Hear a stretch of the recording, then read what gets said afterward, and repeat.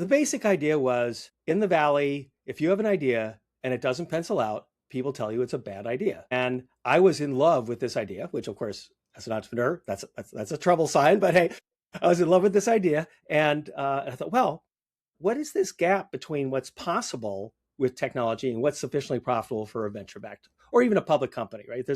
Bar is pretty high and it just keeps getting bigger. And so, but all the machinery of a tech enterprise is really handy. Great margins. Gosh, not a lot of the nonprofit sector has margins, right? And so the idea is that we could use the same power of technology, product design, user-centric approaches, all that kind of stuff, and do philanthropy 5 or 10 times better. Just because we could see, hey, here's this market that's not that exciting, but invest $2, $4, $5 million, and suddenly, I can solve this social problem for half the price or a fifth the price, or sometimes less than a tenth the price. And because the nonprofit sector is so far behind in its technology applications, because it's relatively poor, there's often a giant gap. It's are they 5, 10, or 15 years behind the times? If you're like me and you're paying attention to what's going on in the Valley and in the tech industry, someone else has already figured out what that technology is good for and what it's not good for. And I can just cherry pick and go, oh, that's a great fit for this problem over here in the social sector. I think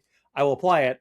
And a $2 or $3 million a year break-even venture in the nonprofit sector, that's a gigantic screaming success, as opposed to a dismal failure if we had investors. That's fascinating. So how do you decide what to focus on, and what kind of looks like a good problem to solve? And how do you kind of pick the tech and the problem and match that up? So I'd say in the early days, it was, Jim comes up with a brilliant idea and then we run around and try it on people. And if they barf on it, then we don't do it. But now it's much more a deliberate pipeline kind of process, kind of like what a VC, investor would or do. Like a venture studio model. Let's say 5 conversations a week with nonprofit leaders. Mostly I'm talking them out of bad ideas. I joke it's an anti-consulting practice because, you don't need a blockchain. No one will download that app, dot, dot, dot. We know we have the pattern recognition for what a bad venture looks like. We've spotted a lot of them collectively if you've been in the industry a long time.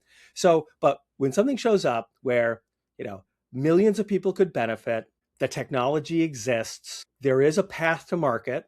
In other words, I can imagine how I get to distribution, because that's actually the Achilles heel of any venture, is like, you can build it, but can you actually get it in the hands of people? If I find $5 million to invest in it, will it be generating most of its budget in revenue rather than donations in 5 years? I also look for an existing reform movement or revolution. In other words, in the field, because I look at these as verticals, in this vertical, people are like, we are not doing a good enough job.